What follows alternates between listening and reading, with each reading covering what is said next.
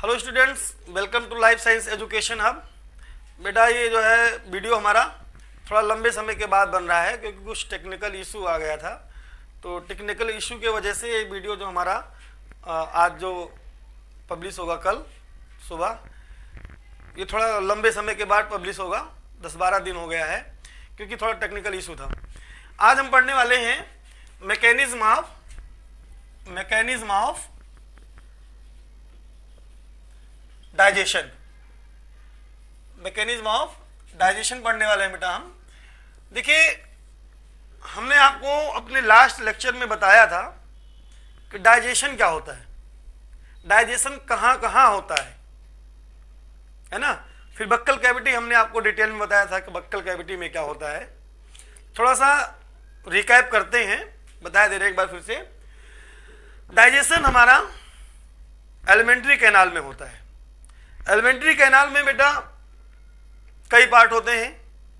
Alimentary canal हमारा mouth से start होता है और एनस पे खत्म होता है। इसके बीच में कई पार्ट में डिवाइडेड है elementary canal. Mouth, oesophagus, stomach, small intestine, large intestine, rectum and then anus. तो ये जो एलिमेंट्री कैनाल है बेटा हमारा, एलिमेंट्री कैनाल के कहां कहां पे डाइजेशन होता है। एलिमेंट्री कैनाल में कहां कहां पे डाइजेशन होता है। क्या पूरे एलिमेंट्री कैनाल में डाइजेशन होता है या केवल कुछ पार्ट में होता है? उसी सारी चीजों के बारे में हमने आपको पिछले लेक्चर में बताया था कि डाइजेशन हमारा माउथ से स्टार्ट होता है। मुंह में थोड़ा बक्कल कैविटी के अंदर थोड़ा डाइजेशन होता है। बक्कल कैविटी के बाद हमारा एक फूड पाइप आता है जिसको ईसोफेगस कहते हैं। वहां पे कोई डाइजेशन नहीं होता है, वो केवल पैसेज प्रोवाइड करता है, रास्ता प्रोवाइड करता है। उसके बाद में ईसोफेगस के बाद में एक pouch like structure, bag like structure जिसे हम स्टमक कहते हैं, स्टमक में भोजन पहुंचता है। स्टमक में जो है डाइजेशन स्टार्ट होता है, कंप्लीट डाइजेशन, यानी कि सही तरीके से भोजन का डाइजेशन स्टमक से स्टार्ट होता है। तो वो सारी चीजें हम देखेंगे कि स्टमक में क्या होता है, स्मॉल इंटेस्टाइन में किसका डाइजेशन होता है, लार्ज इंटेस्टाइन में क्या होता है। ठीक है। माउथ में बक्कल कैविटी के अंदर 3 ग्लैंड पाई जाती हैं, 3 सलाइवरी ग्लैंड पाई जाती हैं बेटा। वो है पैरोटिड ग्लैंड, ठीक है, लिंगुअल ग्लैंड और मैक्सिलरी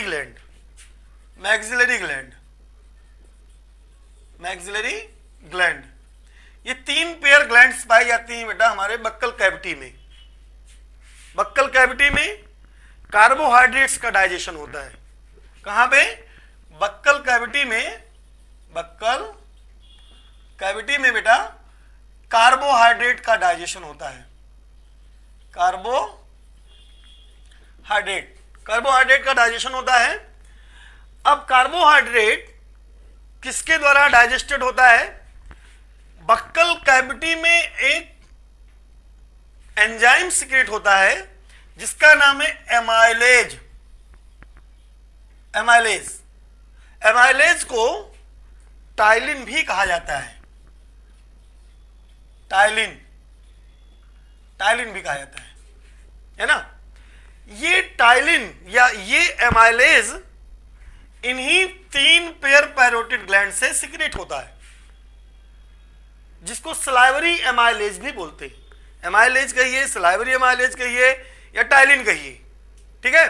तो ये जो है पैरोटिड ग्लैंड, लिंगुअल ग्लैंड और मैक्सिलरी ग्लैंड से सीक्रेट होता है।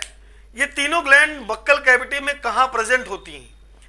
ये जो पैरोटिड ग्लैंड है, पैरोटिड ग्लैंड जो कान का ये जो जड़ है, कान का ये जड़ है, मैंने क्या बोला, ये पेयर में पाए जाते हैं। किसमें? पेयर में पाए जाते हैं। तो एक इधर, तो 2 पैरोटिड ग्लैंड हो गया, एक पेयर हो गया। फिर लिंगुअल, ये याद रहे आपको इसलिए जान जाइए। लिंगुअल टंग के नीचे, कहां? टंग, जहां पे हमारी जीभ, ये यहां है जीभ हमारी अटैच है, यहाँ पे दोनों साइड में ये लिंगुअल ग्लैंड पाई जाती है, जिससे कि सलाइवरी एमाइलेज का सिक्रीशन होता है। एक है मैक्सिलरी, ये जो हमारा लास्ट टीथ है ना, ये जो अपर जा के ऊपर जो लास्ट टीथ है, जिसको हम मोलर टीथ कहते हैं, दोनों साइड में मोलर टीथ के जड़ के पास ये मैक्सिलरी ग्लैंड प्रेजेंट होती है। इन तीनों ग्लैंड से सलाइवरी एमाइलेज का सिक्रीशन होता है और सलाइवरी एमाइलेज कार्बोहाइड्रेट को डाइजेस्ट करती है। यानी कि कार्बोहाइड्रेट का डाइजेशन हमारे बक्कल कैविटी में स्टार्ट हो गया। ईसोफेगस मैंने कहा रास्ता प्रोवाइड करता है। अब आते हैं हम स्टमक। स्टमक में किस चीज का डाइजेशन होता है? Digestion in stomach. तो स्टमक में किस चीज का डाइजेशन होता है? स्टमक में प्रोटीन का डाइजेशन होता है, खासकर स्टमक में प्रोटीन का डाइजेशन होता है। स्टमक की लाइनिंग से HCl का सिक्रीशन होता है। स्टमक की लाइनिंग में कई तरह की सेल्स पाई जाती हैं, चीफ सेल्स पाई जाती हैं, म्यूकस सेल पाई जाती हैं। तो म्यूकस सेल से म्यूसिन का सिक्रीशन होता है और जो चीफ सेल है, चीफ सेल से HCl का सिक्रीशन होता है। ये HCl क्या करता है?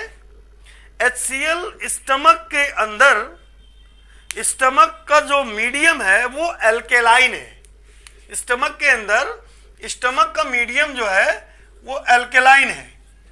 तो जैसे ही भोजन स्टमक के अंदर पहुंचता है, स्टमक की जो वाल है, स्टमक की जो लाइनिंग है, उस लाइनिंग के चीफ सेल से HCl का सिक्रीशन स्टार्ट होता है।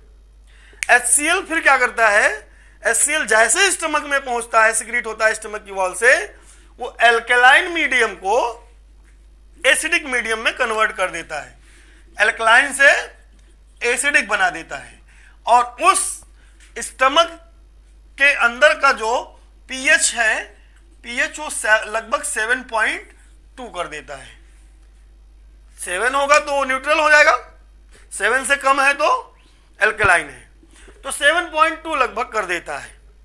और क्या करते हैं? कुछ प्रोटीन को डाइजेस्ट करने वाले एंजाइम जो कि स्टमक के अंदर इनएक्टिव फॉर्म में पड़े रहते हैं, उसको डाइजेस्ट करता है। ये मैंने आपको पहले से लिख रखा है जिससे कि हमारा टाइम वेस्ट ना हो, इसलिए हमने इसको पहले से लिख रखा है। क्या क्या चीजें इनएक्टिव फॉर्म में स्टमक के अंदर पड़े रहते हैं, जो कि एक्टिव कैसे होते हैं और कैसे वो डाइजेस्ट होते हैं। तो देखिए, स्टमक के अंदर 2-3 तरह के एंजाइम सिक्रीट होते हैं, पेप्सिन, रेनिन, गैस्ट्रिक लाइपेज और गैस्ट्रिक म्यूसिन। 3 तरह के एंजाइम सिक्रीट होते हैं।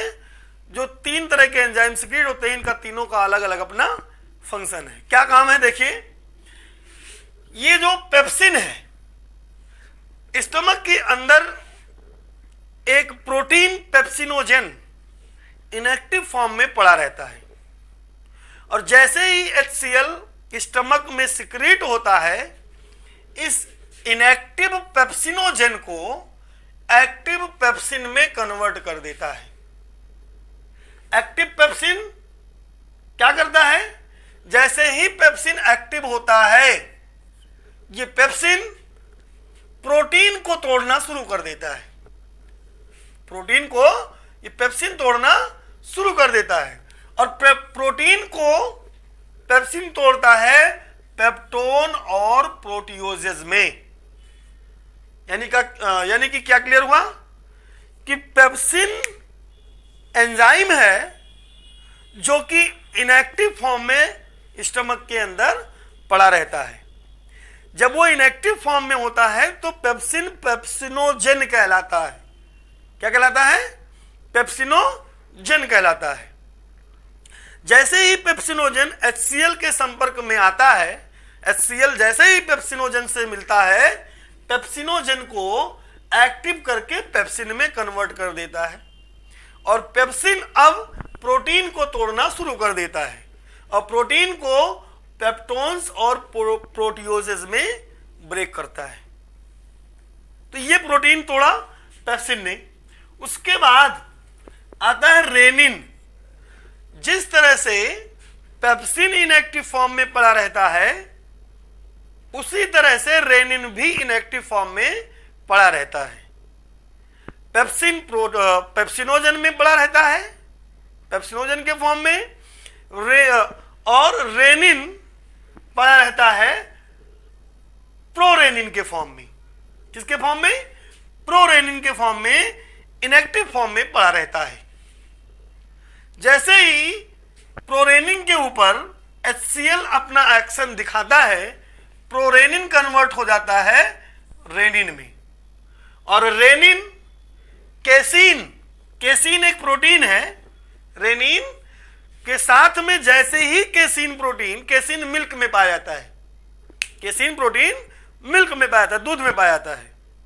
तो जैसे ही केसीन के साथ रेनिन जुड़ता है ये केसीन को बना देता है पैराकेसीन। किसमें कन्वर्ट कर दिया? पैराकेसीन में कन्वर्ट कर दिया। अब पैराकेसीन के साथ कैल्शियम आयन जुड़ता है। पैराकेसीन के साथ कैल्शियम कहां है? कैल्शियम भी मिल्क के अंदर ही है, मिल्क में कैल्शियम पाया जाता है। तो कैल्शियम के साथ पैराकेल्सिन मिलता है और बना लेता है कैल्शियम पैराकेल्सिनेट। क्या बन गया? कैल्शियम पैराकेल्सिनेट बन गया। किसके साथ? पैराकेसीन कैल्शियम के साथ जुड़कर कैल्शियम पैराकेल्सिनेट बना लिया, जो कि इनसॉल्युबल है। कैल्शियम पैराकेल्सिनेट इनसॉल्युबल है, वो घुलनशील अभी नहीं है। ये कैल्शियम पैराकेल्सिनेट के ऊपर पेप्सिन अपना एक्शन दिखाएगा। पेप्सिन एंजाइम है, पेप्सिन अपना एक्शन दिखाएगा, यानी कैल्शियम पैराकेल्सिनेट के साथ पेप्सिन जुड़ेगा और कैल्शियम पैराकेल्सिनेट को 3 पार्ट में तोड़ देगा, प्रोटियोजेस, पेप्टोन्स और पॉलीपेप्टाइड्स। इन 3 चीजों में कैल्शियम पैराकेल्सिनेट किसके? पेप्सिन के एक्शन से टूट जाता है और ये जो है प्रोटीन और स्टमक में पाए जाने वाले मिल्क वाले प्रोटीन और अन्य टाइप के प्रोटीन इस तरह से ब्रेक होकर के किसमें? पेप्टोन्स, प्रोटियोजेस, पेप्टोन्स और पॉलीपेप्टाइड। इन 3 चीजों में प्रोटीन डिवाइड हो जाता है। इसके बाद आता है तीसरा हमारा enzyme gastric lipase. Gastric lipase fat का डाइजेशन करता है, लिपिड फैट का डाइजेशन। देखो आपको याद रखने का तरीका क्या है? लाइपेज अगर देखा जाए तो अगर एज हटा दें तो इसे बोलेंगे लिप से क्या? लिपिड। क्या? लिपिड। यानी लिपिड क्या? लिपिड को ब्रेक करता है कौन? लाइपेज। लिपिड है क्या? लिपिड एक तरह का फैट है, लिपिड एक तरह का फैट है। तो फैट को गैस्ट्रिक लाइपेज डाइजेस्ट करता है फैटी एसिड और ग्लिसरॉल में। किसमें? फैटी एसिड और ग्लिसरॉल में। फिर चौथा और लास्ट एंजाइम है जो कि स्टमक के वॉल से सिक्रीट होता है। क्योंकि ये सारे एंजाइम स्टमक से सिक्रीट हो रहे हैं, इसलिए इन सारे एंजाइम को गैस्ट्रिक एंजाइम भी कहा जाता है। ठीक है? गैस्ट्रिक म्यूसिन जैसे मैंने आपको कहा ना कि म्यूकस सेल होता है, स्टमक के वॉल में म्यूकस सेल होता है जिससे म्यूकस का सिक्रेशन होता है। अब ये म्यूसिन, गैस्ट्रिक म्यूसिन क्या करता है? जैसे ही अगर ज्यादा HCl का सिक्रेशन हो गया है तो ये स्टमक के लाइनिंग को लुब्रिकेट करके और उस एसिडिक मीडियम को न्यूट्रल बना देता है, जिससे कि एसिड की वजह से स्टमक की वॉल ज्यादा डैमेज ना हो। ठीक है, अब आता है हमारा जो है स्मॉल इंटेस्टाइन। क्या आता है? ये तो रहा digestion in stomach, digestion in stomach. अब आता है हमारा स्मॉल इंटेस्टाइन। ठीक है, तो देखिए बेटा, हम जो है हम पढ़ने जा रहे हैं कि digestion in small intestine, digestion in small intestine. बेटे देखिए बेटा, स्मॉल इंटेस्टाइन हमारा दो पार्ट में डिवाइडेड है। स्मॉल इंटेस्टाइन जो है वो दो पार्ट में डिवाइड है। पहला है डिओडिनम और दूसरा है इलियम। तो हमें देखना है कि दोनों पार्ट में क्या सेम डाइजेशन होता है या अलग अलग चीज़ों का अलग अलग डाइजेशन होता है, अलग अलग एंजाइम निकलते हैं। तो पहले हम देखते हैं digestion in duodenum, digestion in small intestine in duodenum,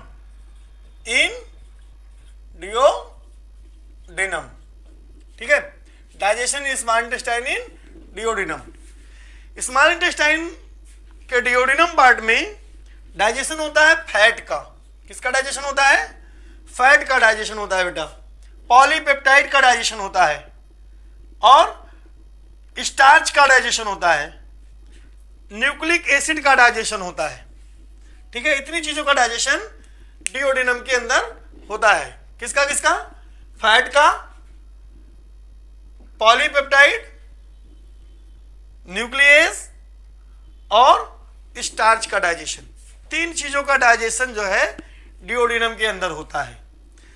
ilium के अंदर भी कई चीजों का डाइजेशन होता है। अभी आपके दिमाग में एक बात आ रही होगी कि फैट का डाइजेशन तो स्टमक के अंदर ही हो गया था, अभी बताया गया है। हाँ ठीक है, फैट के अंदर स्टमक के अंदर फैट का डाइजेशन तो हो गया, लेकिन फैट पूरा डाइजेस्ट नहीं हो पाया। फैट का जो पार्ट अभी बच गया, क्योंकि फैट के मॉलिक्यूल्स बड़े बड़े होते हैं, तो फैट के मॉलिक्यूल्स बड़े बड़े होते हैं, बड़े होने के बाद में वो टूटे तो छोटे छोटे पार्ट में टूटे, स्टमक में छोटे छोटे पार्ट में टूट गए। यानी जिसको फैट के बड़े मॉलिक्यूल्स का छोटे मॉलिक्यूल्स में टूटना इमल्सिफिकेशन कहलाता है। क्या कहलाता है? The breakdown of fat molecules, the breakdown of large fat molecules into small fat molecules is called emulsification. तो फैट जो है, फैट यहां पे टूटेगा, कंप्लीट ब्रेकडाउन होगा फैट का। स्मॉल इंटेस्टाइन के पास अपना कोई, उसके इंटेस्टाइन में कोई डाइजेशन या कोई एंजाइम स्मॉल इंटेस्टाइन से सिक्रेट नहीं होता है। फिर बोलोगे कहां से होता है, कहां से एंजाइम आता है? स्मॉल इंटेस्टाइन के पास आपने देखा होगा, डायग्राम बनाया था हमने आपको पिछले लेक्चर में, तो देखा होगा उसमें स्मॉल इंटेस्टाइन के पास में, यानी कि लार्ज इंटेस्टाइन के ऊपर पैनक्रियाज आपने देखा था, लीफ लाइक स्ट्रक्चर पैनक्रियाज पाई जाती है और लीवर पाया जाता है। तो स्मॉल इंटेस्टाइन में डाइजेस्टिव एंजाइम्स इसी पैनक्रियाज और लीवर से आते हैं। लीवर से बाइल जूस का सिक्रीशन होता है, बाइल जूस लीवर से सिक्रीट होकर के गाल ब्लैडर में इकट्ठा होता है, और जब भी जरूरत होता है डाइजेशन के लिए तो गाल ब्लैडर से बाइल जूस सिक्रीट होकर के स्मॉल इंटेस्टाइन में आता है। तो गाल ब्लैडर, ये गाल ब्लैडर स्मॉल इंटेस्टाइन के पास आके स्मॉल इंटेस्टाइन में खुलता है। तो गाल ब्लैडर और पैंक्रियाज से पैंक्रियाटिक जूस, ये दोनों एक कॉमन ओपनिंग के द्वारा स्मॉल इंटेस्टाइन में खुलते हैं। इधर ये पैंक्रियाज है, लीफ लाइक स्ट्रक्चर, पैंक्रियाज से आ रहा है पैंक्रियाटिक डक्ट, ये बाइल डक्ट है। ठीक है, बाइल निकलेगा, बाइल आएगा यहां से, ये गाल ब्लैडर है। यहां से आकर के स्मॉल इंटेस्टाइन में दोनों खुलते हैं कॉमन डक्ट। ठीक है, कॉमन डक्ट के द्वारा पैंक्रियाज से पैंक्रियाटिक जूस और बाइल गाल ब्लैडर से बाइल जूस, यानी कि दो तरह के एंजाइम स्मॉल इंटेस्टाइन में दो तरह के ऑर्गन से आते हैं। पैंक्रियाटिक जूस आता है पैंक्रियास से और बाइल जूस आता है गॉल ब्लैडर से। वैसे तो बाइल सिक्रीट होता है लीवर से, लेकिन लीवर से सिक्रीट होने के बाद में बाइल गॉल ब्लैडर में इकट्ठा हो जाता है। जब जरूरत होता है तो गॉल ब्लैडर से जो है बाइल इस बाइल डक्ट और के द्वारा होता हुआ स्मॉल इंटेस्टाइन में रिलीज होता है। तो जब स्मॉल इंटेस्टाइन में आता है तो बाइल जूस जो छोटे छोटे मॉलिक्यूल्स हैं फैट के, जो डाइजेस्ट नहीं हो पाए थे स्टमक में, यानी अनडाइजेस्टेड फैट मॉलिक्यूल्स जो है, अनडाइजेस्टेड फैट मॉलिक्यूल्स के ऊपर बाइल जूस अपना एक्शन दिखाता है। यानी कि बाइल जूस क्या है? एंजाइम है, डाइजेस्टिव एंजाइम है। तो वो फैट को fat globules, small fat globules में कन्वर्ट कर देता है। ठीक है, फैट के छोटे छोटे ग्लोब्यूल्स छोटे छोटे टुकड़ों में टूटने को इमल्सिफिकेशन कहा जाता है। मैंने आपको पहले ही बोल दिया। तो बाइल जूस क्या करता है? बाइल जूस का काम है जो अनडाइजेस्टेड फैट मॉलिक्यूल्स स्टमक से आ गए थे, कहां पे? स्मॉल इंटेस्टाइन में, वो डाइजेस्ट होते हैं और वो छोटे छोटे पार्ट में टूट जाते हैं। इसके बाद आता है एक एंजाइम है ट्रिप्सिन और काइमोट्रिप्सिन। एक एंजाइम है ट्रिप्सिन और काइमोट्रिप्सिन। तो ट्रिप्सिन और काइमोट्रिप्सिन इनएक्टिव फॉर्म में रहता है। ट्रिप्सिन और काइमोट्रिप्सिन इनएक्टिव फॉर्म में रहता है। इनएक्टिव फॉर्म में किस फॉर्म में रहता है? ट्रिप्सिन रहता है ट्रिप्सिनोजन के फॉर्म में, काइमोट्रिप्सिन रहता है काइमोट्रिप्सिनोजन के फॉर्म में। ट्रिप्सिन ट्रिप्सिनोजन के फॉर्म में और काइमोट्रिप्सिन काइमोट्रिप्सिनोजन के फॉर्म में रहता है। देखिए, काइमोट्रिप्सिनोजन और ट्रिप्सिनोजन। ट्रिप्सिनोजन के ऊपर जब पैंक्रियाज से निकलने वाला पैंक्रियाटिक जूस अपना एक्शन दिखाता है, करता है, तो ट्रिप्सिनोजन कन्वर्ट हो जाता है ट्रिप्सिन में। पैंक्रियाटिक जूस जैसे ही अपना एक्शन ट्रिप्सिनोजन, जो कि इनएक्टिव फॉर्म है ट्रिप्सिन का, ट्रिप्सिनोजन के ऊपर जैसे ही अपना एक्शन दिखाता है पैंक्रियाटिक जूस, ट्रिप्सिनोजन कन्वर्ट हो जाता है ट्रिप्सिन में, और काइमोट्रिप्सिनोजन कन्वर्ट हो जाता है काइमोट्रिप्सिन में।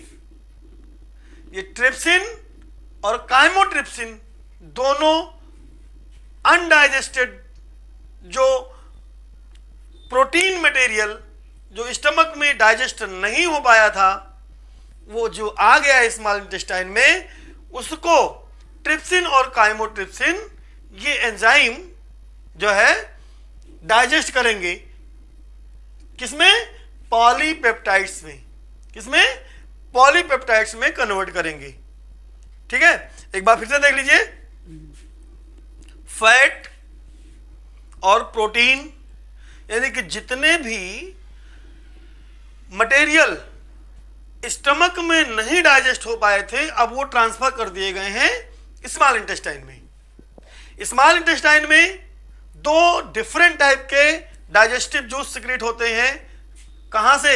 एक लीवर से और एक पैंक्रियास से। लीवर से बाइल जूस, पैंक्रियास से पैंक्रियाटिक जूस, दोनों आते हैं। तो बाइल जूस फैट को इमल्सिफाइड करता है, छोटे छोटे मॉलिक्यूल्स बनाता है फैट की। और क्या करता है?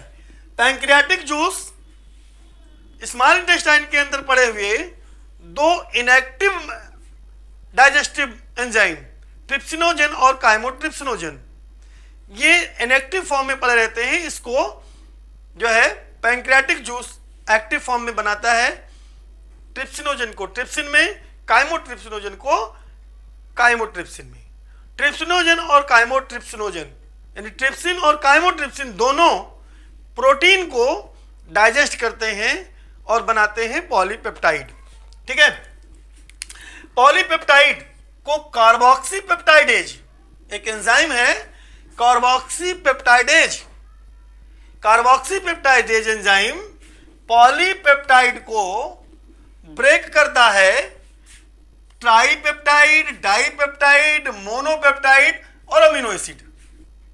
ये जो पॉलीपेप्टाइड बना, प्रोटीन से जो पॉलीपेप्टाइड बना ट्रिप्सिनोजन और ट्रिप्सिन के एक्शन से, वो कार्बोक्सी पेप्टाइडेज एंजाइम के द्वारा ब्रेक किया जाता है ट्राईपेप्टाइड, डाईपेप्टाइड, मोनोपेप्टाइड और अमीनो एसिड्स में।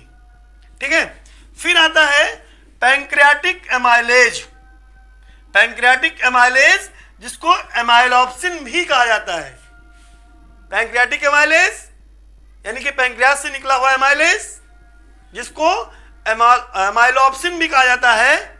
ये एमाइलोप्सिन स्टार्च और ग्लाइकोजन को, यानी कि कार्बोहाइड्रेट है, स्टार्च और ग्लाइकोजन, ठीक है। स्टार्च प्लांट में, ग्लूकोज